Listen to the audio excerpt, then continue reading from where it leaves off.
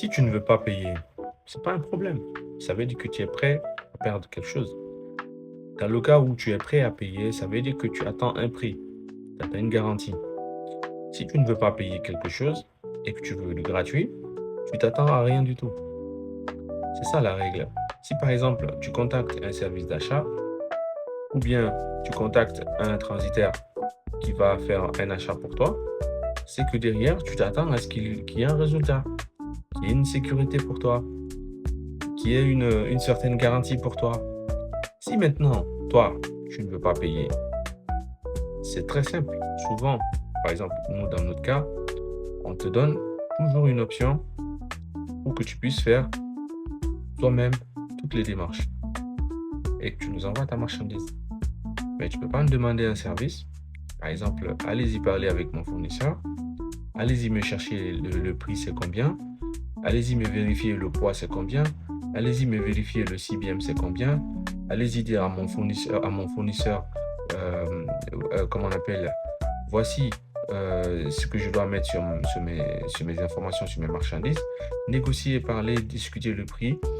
Allez-y payer pour moi.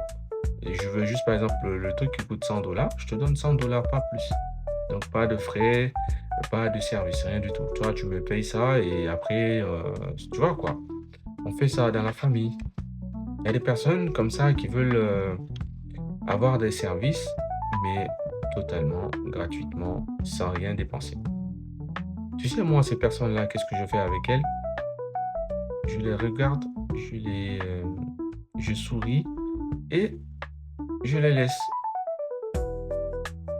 poireauter un petit peu dans notre WhatsApp. Et ils sont là-bas. Si tu veux être comme ces gens-là, viens me voir dans mon petit WhatsApp, tu verras.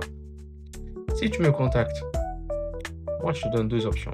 Je te dis, si tu veux que je fasse un travail pour toi, tu vas me payer. Si tu n'es pas capable de me payer, ça veut dire que tu n'as pas les moyens, tu ne veux pas prendre le risque. Moi, je ne veux pas prendre le risque pour toi et que tu dis rien, tu ne me payes rien. Si tu n'es pas capable de me payer, alors tu es capable de faire le truc toi-même. C'est l'un ou l'autre. Tu ne peux pas vouloir du gratuit et attendre à des résultats. Si tu vas me payer, je vais aller faire ton travail, je vais prendre ton temps, je vais parler avec les fournisseurs. N'oubliez pas que des fois, vous pouvez passer des jours et des semaines. Et surtout, c'est que les personnes oublient, quand un service d'achat communique avec un fournisseur, eux, ils partent avec toute leur expérience. C'est pas que tu viens, tu demandes le prix ou bien je veux telle quantité. Non, non, non. L'avantage d'un service d'achat ou bien d'un professionnel, c'est que lui, derrière, il va pas poser les questions comme toi, tu as l'habitude de les poser ou bien comme toi, tu les poses.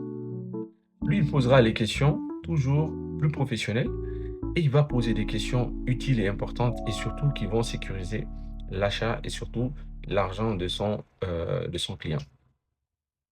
Nous, par exemple, quand tu vas nous contacter, on va te dire, par exemple, nous, parce que nous, il y a notre crédibilité qui est derrière. Moi, je contacte le fournisseur, je lui dis, écoute, moi, je suis un acheteur. Et lui-même, il va voir sur mon profil que je suis pas un blagueur. Sur Alibaba, il y a un profil. Vous pouvez voir même le nombre de disputes que vous avez fait, c'est-à-dire que le nombre de litiges que vous avez ouverts sur Alibaba, vous pouvez les voir. C'est public. Les fournisseurs, ils savent cela. Et quand ils regardent ton profil, ils vont savoir est-ce que tu es un mec, tu es réglo, tu commandes, tu ne fais pas des soucis. Tout ça, ils regardent. Toi, nous, quand on va contacter ces gens-là, ils regardent nos profils, ils regardent le nombre de commandes que nous avons fait et les différentes transactions, l'argent qu'on a dépensé sur Alibaba, ils savent que si c'est sérieux ou pas. Il y a un temps de réponse rapide par rapport à quelqu'un qui vient juste de commencer. Et aussi les questions, la façon dont on va les poser, ça sera différent. Et derrière l'expertise, c'est que si par exemple tu donnes un service d'achat à quelqu'un qui maîtrise bien la chose, il ne va pas lui poser la question de façon standard qu'on va poser à tout le monde. Lui, il va poser des questions en fonction de ce que toi, tu veux acheter et la nature que tu veux faire de ta marchandise, du moyen de transport que tu vas utiliser. Tous ces critères-là, il va les mettre en jeu dans ces questions. Et c'est là où tout change, tu vois. Si tu n'as pas d'expertise, tu n'as pas de connaissances, tu n'as pas assez de bagages derrière, et que tu n'as pas de confiance en toi, tu ne sais pas négocier, tu ne sais pas parler à un fournisseur, tu ne sais pas aussi négocier les tarifs. Ce n'est pas seulement forcément savoir parler à quelqu'un, c'est aussi savoir pousser la personne à baisser les prix ou bien à être raisonnable. Et aussi derrière, un service d'achat est aussi compétent à faire ce qu'on appelle une comparaison de prix.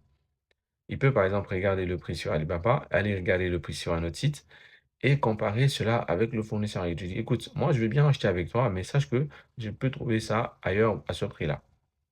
Et avec les mêmes critères ou bien avec des critères différents, de toute façon, il peut bluffer, il peut jouer dessus.